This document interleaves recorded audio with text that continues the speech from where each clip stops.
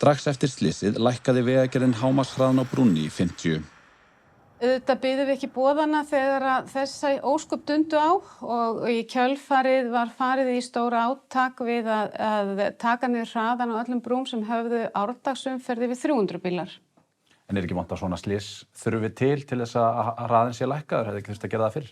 Það alveg afleitt en ég held hins vegar að þetta sé ákveðið þróunarferli og við vorum sem sagt búin að setja upp þennan aðvörunarbúnað eða aðvörunarmerkingar og blikkljós og hugmyndin var að það varaði menn við þessum stöðum og menn dræju að því ályktanir og færu varlega.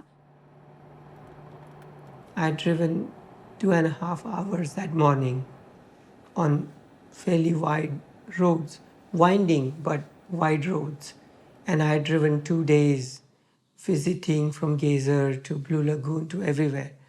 And even then, that bridge was suddenly a major surprise, given the steep incline that you have to take to get to the bridge level, and then the narrowness of the bridge. The report does say that it was 0 degrees temperature and there was ice on the bridge. And the metal cladding on the bridge could not have helped. It is an absolute cruelty to have tourists who are not exposed to such conditions